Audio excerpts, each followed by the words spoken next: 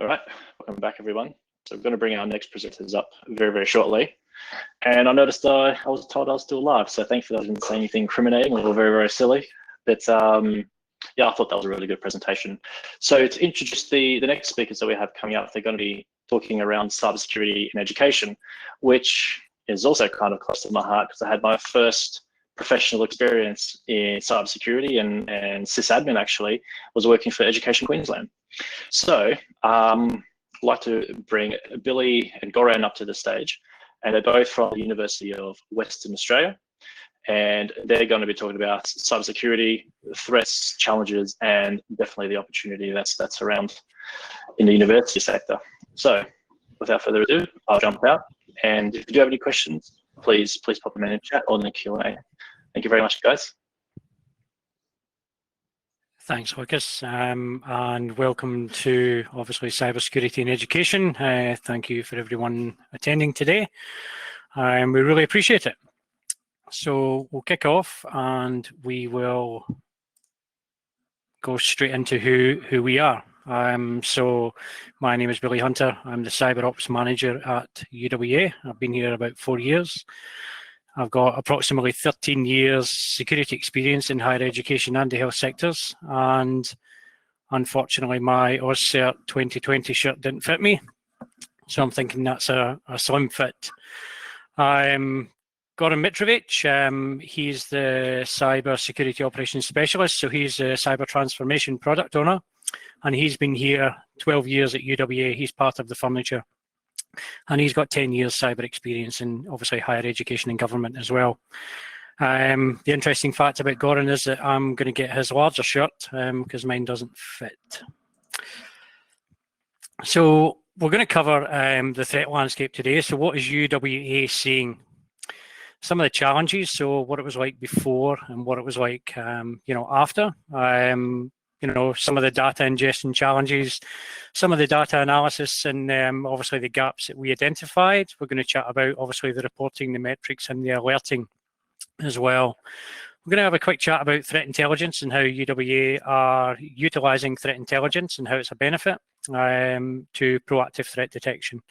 And then at the end, we're going to chat about security awareness, how we take all of this data and it feeds our security awareness programme. And just a little bit at the end, obviously, to chat about the teamwork and the culture as well. Now, we do have a Q&A. You can pop something in the chat window. And if we have time, we'll take some questions. But if we don't have time, and we can obviously chat in the foyer or we'll meet in another room. Okay. Really quickly. Sorry, Billy, do you mind sharing your screen with the presentation? Because we can only see your two lovely faces. Yeah, that does help, doesn't it? It's you're on mute or share your screen. That's the common factor. How's that? Thank you very much. Is that much better? Thanks, Lucas. So we're going to talk about the threat landscape today and what it looks like at UWA. So in the past, many of our incidents were just script kiddies, our lone wolves just looking for opportunities. And that's just back in the day. Now we're seeing like complex targeted attacks from kind of well-oiled machines. And I like to say they wipe their feet in the way in and they leave the door open in their way out. They're there to stay. They're looking in every corner and, the art of actually going unnoticed as well. So just quickly, 122 disclosed attacks relating to obviously the education and the research sector were reported to ACSC. So we are a target, and we're being targeted, for things like, ransomware. So I'm going to mention Netwalker and Maze, primarily in the news recently, with more and more headlines, appearing daily. And this is a concern, obviously. No one likes ransomware, and the education centre is definitely a target for that.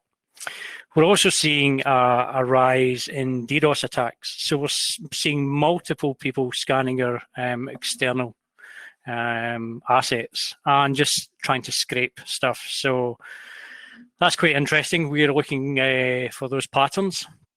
We're obviously doing a bit of investigation as well and trying to figure out, what's going on. We see an increase in phishing and spear phishing attacks as well. So against our, researchers and VIPs, we actually have seen a number of COVID-19 related emails coming in over the last, 6 months or so, and I'm sure everyone's seeing them as well. A significant increase in business email compromise. So over the last 12 months, there's been many attempts hitting kind of low target employees and then working their way up. So someone that has obviously a direct path to someone of importance, and these are becoming more common. The exploitation of vulnerabilities as well. We've obviously got Citrix and Pulse, Telerik as well. Some of the most sophisticated tradecraft observed. I'm sure everybody was rushing to patch their systems very quickly, and even in the news this morning, there's reports of still Citrix compromises and stuff as well. So, yeah, quite alarming. We're monitoring the dark web, obviously the paste bins and data dumps as well. Alerts are coming through on a consistent basis with obviously external websites and stuff compromised, and we are following up on that to keep our users safe. And we've got data of interest, so we're a research university. We're obviously in Perth, quite isolated as well, but we are doing some really good research. So we have data of interest, and that's what we're trying to protect. So we are a target. So what was it like before and what was it like after? Let's have a chat about this. So this is what it was like before. You can see 2017. So things were a little bit more calmer back then. I think everyone can agree. The problem with that was that the cyber team would spend hours and hours and hours with limited logs and no real source of truth. So we'd waste a lot of time. And I like to describe it as more like a jigsaw puzzle. Okay, so you've only got half of the pieces, and it's frustrating, So you take it out of the box, you try and build it, you realise half the pieces are there, and you're wasting your time. So we did a massive capability and maturity uplift, and we've really turned the corner. And as you can see, there's a lot more items there to give us that clearer picture. I mean, incidents would often be closed, without any knowledge, any understanding of, the patterns of attack surface or geolocation or anything. With multiple consoles, inefficient searching techniques, no baseline, and legacy technologies were really just embedded. So that really caused concern. And we even had missing logs. Most of the time, you would go searching for logs and there was none.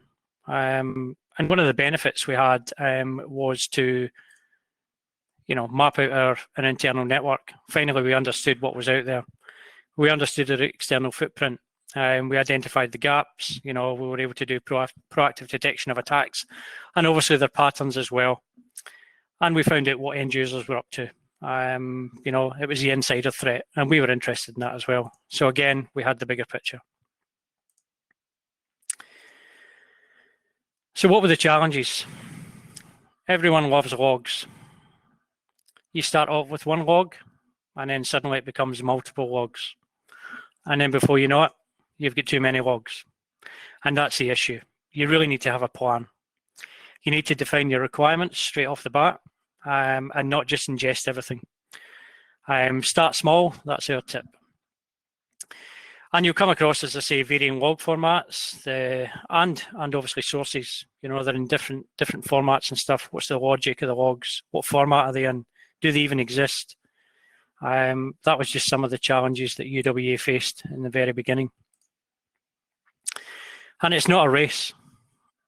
Everybody's keen to just jump ahead, show growth, show effort, build dashboards, combine, correlate data.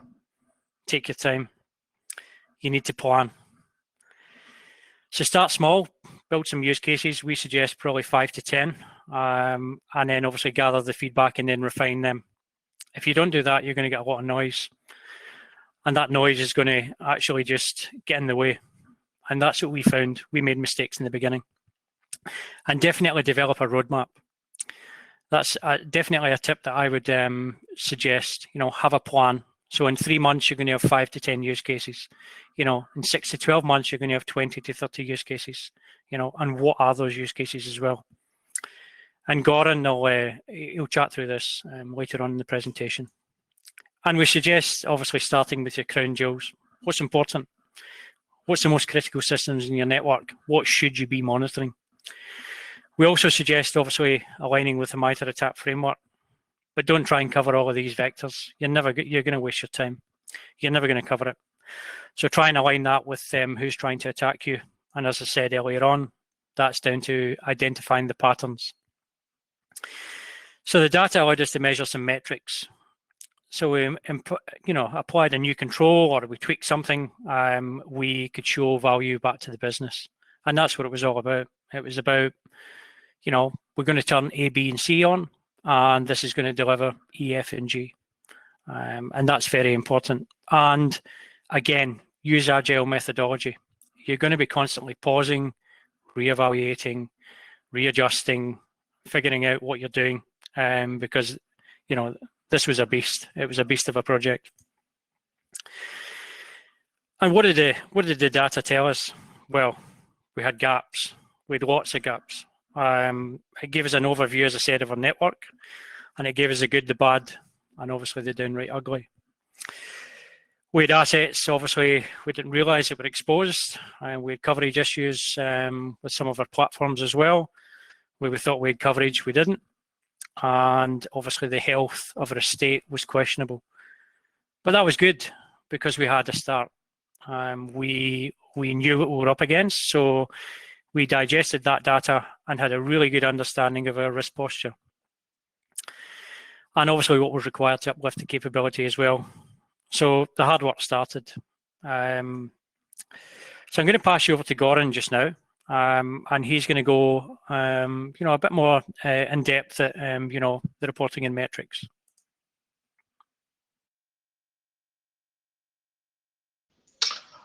Thank you, Billy.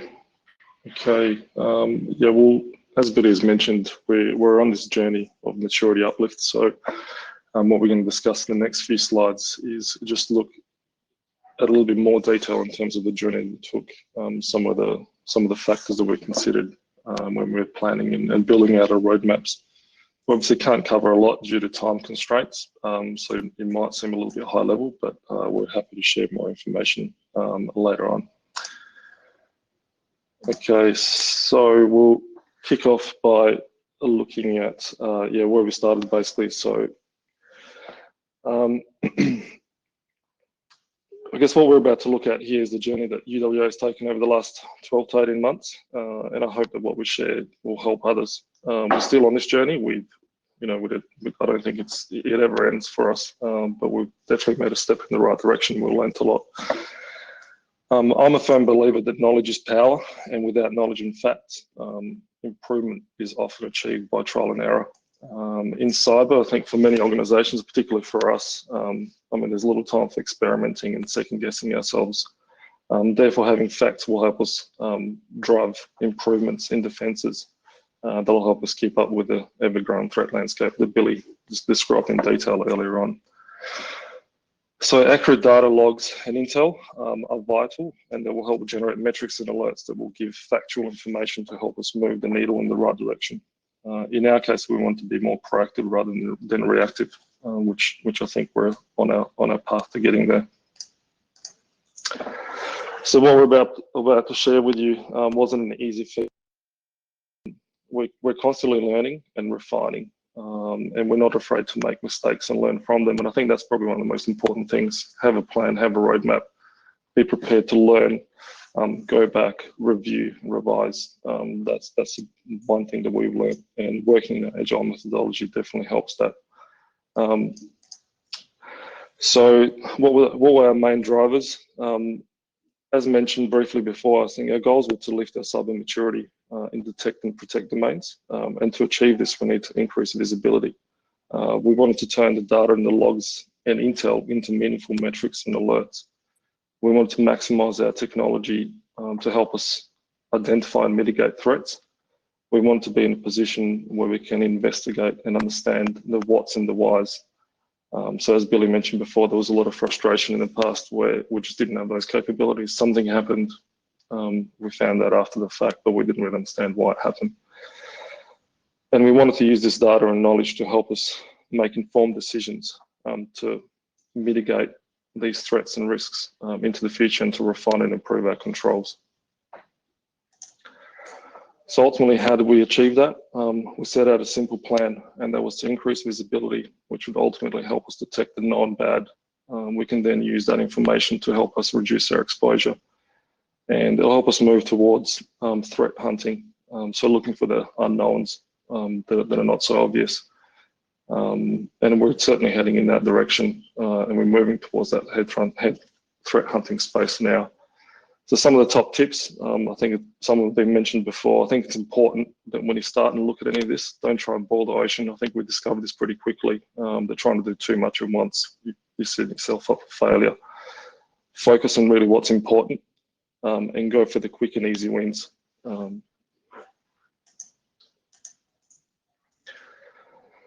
So how do we go from, I guess, all the logs, all the data and all the threat intel to producing alerts and metrics that help us ultimately drive maturity uplift?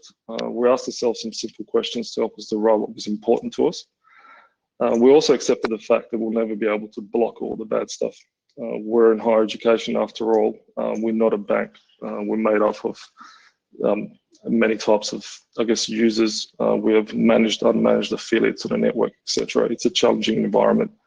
So we knew from the start that we'll not be able to stop and block everything. We can't enforce policies to stop everything that is not acceptable, that doesn't look right, looks bad. We developed a plan that was reflective of our capability and maturity at the time. So we were true and honest to ourselves. I think we have to start with small steps and build from there and constantly review that.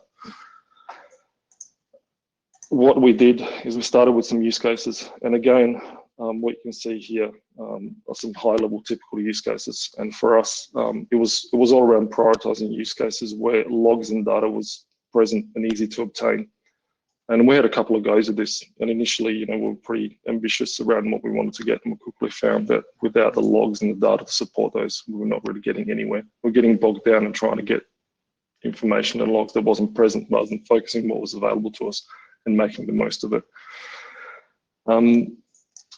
For the rest, we built steps into our plan to address where there was log and data gaps. We're focused on use cases and controls that will, help us answer the questions that kept us up at night. Some of the use cases that we implemented and are continued tuning and optimizing around the malware, ransomware, phishing, privileged account activity, network activity monitoring, lateral movement. So those typical things that Billy spoke about that sort of keep us awake at night, where we had relative gaps around visibility. And we've driven a maturity uplift in this space, which also helped us quite extensively in being able to develop these use cases. And as Billy mentioned before, our use cases are all based on the MITRE ATT&CK framework. And our focus was to ensure that we had coverage across the entire cyber kill chain where possible. From a log and data sources point of view, we've been quite fortunate that along this journey of maturity, we invested quite a lot of effort into also uplifting capabilities on our technical controls. And this really enabled us to get some really rich log and data sources that helped us make those use cases a lot more valuable to us. Some of the things that we focused on, we want to have a really good understanding of coverage of our cybersecurity controls and how effective they were. So that the predominant focus was on those particular cyber controls that we had, and they're fairly typical for a SIEM implementation. We're focused predominantly around network security controls, so firewall, IPS, application firewalls, email protection, web filtering, endpoint protection, and vulnerability management tools, and then we supported those by ingesting some application logs, authentication logs, and some asset information. But the most important thing that we learned along the way was that continual improvement was vital in all of this. So you couldn't just implement something, leave it, and not go back to it. So we constantly had to go back, refine our alerts to eliminate false positives, learn from our mistakes, and refine the data. And our use cases are constantly being revalidated and prioritized based on internal and external factors such as threat intelligence or any current campaigns that are targeting us, for example. Top tip here is there's no perfect plan. As I mentioned before, be prepared to go back, review and improve. So after all of that, we've developed quite an extensive reporting and metrics capability. You know, we started from a fairly low base where we didn't really have anything, and over the last 12 months, we've developed reporting metrics that includes over 20 reports and dashboards. Our reports are fairly dynamic. They allow us to filter on particular parameters and allow for reporting over custom time periods. And we're now in a position where we can answer questions fairly quickly. The other important thing is that we distribute our reports amongst our stakeholders.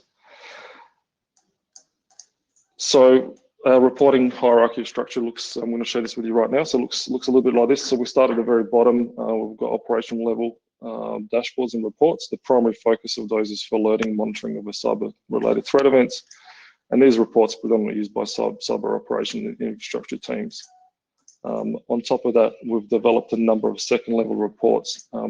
These provide coverage and compliance metrics for a number of cybersecurity controls, in addition to provide threat and event metrics reports as well. These are used by a number of our teams across UniIT. They provide key threat and event metrics and are used in alerting dashboards as well. And these compliance and threat metrics are summarized upwards to provide high-level reports. And these high-level reports provide a summary of the key coverage and compliance threat metrics across all of our controls. And these are also shared amongst our senior leadership team.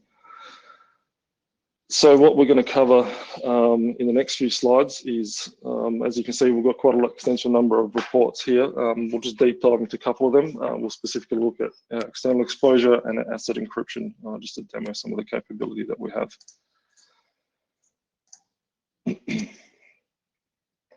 So here you can see an example of one of our reports, which is external exposure. And what we really wanted to understand is what our public footprint looked like. This report's been built predominantly on logs and data that's been ingested and generated by our vulnerability management solution, and it's been backed up by some network and asset information as well. Some of the key metrics you can see here. So predominantly we can see exactly how many assets we've got exposed publicly, how many of those are vulnerable. We can also trend and see how those vulnerabilities have tracked over a period of time. In this particular case, we trended over 6 months. And at a glance, we can very quickly see what the breakdown of what those vulnerabilities are by severity. If we drill a bit further down into this report, we can actually also have a look specifically what those assets are that are exposed and vulnerable. And in our case, as I mentioned before, we're part of university, so the challenge is that not everything that is on our network is managed. So we were quite interested to understand what was the breakup between managed and unmanaged, and we quickly identify that. We can also quickly identify the ownership based on network zones or where those assets are located, etc. Further into this report, we can drill down a bit more and get specific information around based on severity, criticality, etc. We can identify assets that we want to focus on, which help us focus on remediation efforts. And lastly, as I mentioned before, we want to know that where we are and how we can remediate and prioritize remediation around some of this exposure.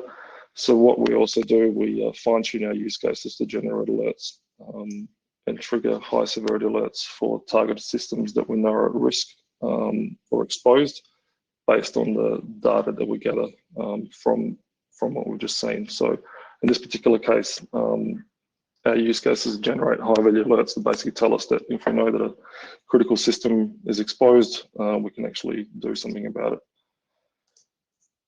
The next example that we're going to have a look at here is around asset encryption. And this report is basically being used to make smart decisions around controls and risk remediation around some of our critical assets. I think not long ago, all of us experienced a shift in how we operate and how we work. We moved away from the office and we started working from home. So for many organizations, like this, including ours, this resulted in a number of challenges and exposes us to risks that we potentially weren't prepared for. Device encryption is something that we were particularly interested in, and the availability of logs and data meant that we could quickly and easily understand the risk exposure for certain assets and particular user types. And as you can see, this particular report here, we can quickly drill down by the business units, asset types, user types, etc., and quickly get metrics around how many assets we have that are in that particular domain and what their status is on encryption, etc. And we were able to use these reports to drive remediation efforts and quickly identify assets that were at risk. We can also look at things like the operating systems that we have across those domains, which again will help us remediate or drive remediation efforts. Furthermore, these reports provide a detailed breakdown of assets and users, and this information is shared with our teams that are responsible for remediation. As you can see through this report. Finally, what I want to talk about again is from a use case point of view. So we use this information to reach our use cases. And in this particular case, if we know that we have assets or users that are particularly vulnerable or exposed for whatever reason, so in this particular instance, if we know the end user devices aren't encrypted, we can prioritize our alerting for those user types or devices and generate high quality alerts to help our team to respond and remediate and be informed to make better decisions. And I think that brings me to the end of my presentation, so I'll hand over back to Billy.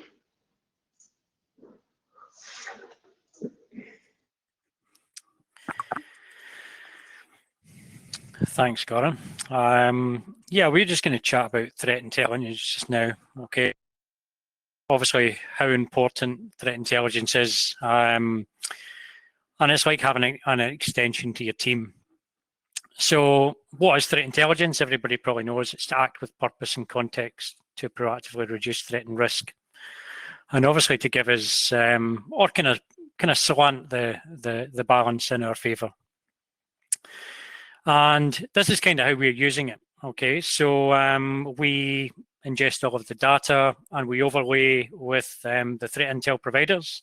We ingest that into a SIEM, and then we go through the process of automating, and then we take action on it as well. Now, I'll have to admit the automation part is something that we are looking into. It's not fully automated at the moment, and one thing I would probably have to say, in order to automate, you really need to have really good runbooks and playbooks and good processes and procedures behind the scenes. Never try and automate something unless these things are in place. So that's a kind of top tip from me. With regards to obviously strategic intelligence, we now have Recorded Future. They have been a big part into extending what used to be kind of operational intelligence, where we would just obviously have the SHAs, the IPs, the website blocking, the kind of normal stuff. We're now slanting towards that strategic intelligence, and we're now taking that on. Obviously, you've seen the nation state attack alerts. We're utilising that intelligence that Recorded Future is providing, and we're feeding that up to the board and obviously to our foreign interference board as well. So that's helping shape decisions out with cybersecurity at another level. So that just shows you how important threat intelligence is. And I'm going to chat about security awareness. I mentioned this at the beginning. This is all for a purpose. This is all for a reason. And obviously, we identified multiple opportunities to feed into our security awareness program. Some of the reports that we have, what's the top targeted department for email? Who's the top targeted individual? Again, who's the top targeted VIP? Who's researcher? What's the top trending malicious emails, subjects, and attachments? I.e., who's trying to attack us and what techniques are they trying to attack us with? Top 10 users of interest, so who's doing stuff on our network, whether it be, downloading of files, surfing internet sites, there's C2 command and control traffic from their machines, and what's the top 10 machines of interest? Is it within a student area? Is it a faculty? These kind of questions that we can answer. And what that does is it provides us with that overarching picture of, can we tailor security awareness programs to certain departments? So, for instance, we can then download emails, we can download attachments, we can then try and target our phishing campaigns with a similar type of attacks. And the results are astounding. We're reducing our click rate. We're getting more things reported to us. We've implemented a phish report button as well. We've introduced safe links. We've introduced LastPass. There's a lot of things that we've helped improve our security awareness program, and we're learning all the time. And I think it's probably safe to say as well that we have instilled cyber with the help of all our stakeholders as well. It's on the tip of everybody's lips, and we've developed a cyber ambassador program as well. So making someone within different areas responsible for cyber in that area, and kind of promoting the cyber security team, and that's really important. And teamwork and culture, all of these words down the left hand side here are pivotal to the success at UWA. We're a team. It's one of the best teams that I've ever worked with. We're really passionate about UWA, and obviously delivering the cyber journey. It's been a massive change from 2017 to 2020, and I'd just like to say thank you to every single one of the people that I've worked with as well. Without you guys, none of this would have been possible. So we'll go to the kind of Q&A if we have time. I'm not too sure. I'll be nudged, but Lucas, you can jump in. But if anybody has any questions, we can go to 410, jump in the foyer, or you can email us as well. Yeah, fantastic. We do have 1 minute. I mean, the next presentation is pre-recorded and it's 38 minutes long, so we do have a bit of a buffer time. So there have been a lot of questions, which is good. So you guys are going to make a lot of new friends as a result, I think.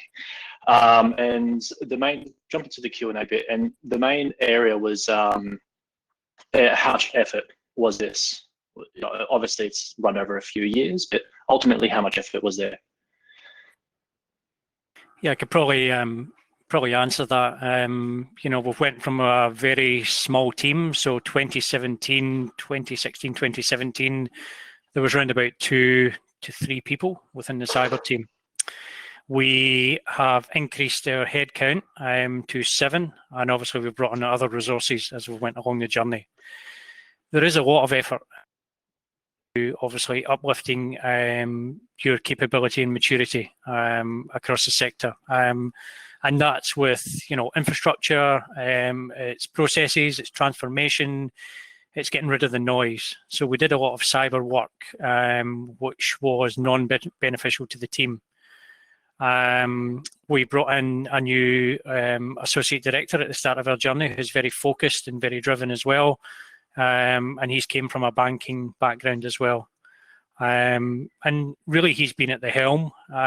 He's, as I say, very, very passionate about cyber and wants to make a difference at UWA. So a lot of effort. Yeah, I bet. So very, very well done, and that's a sentiment in the chat as well. So well done, guys.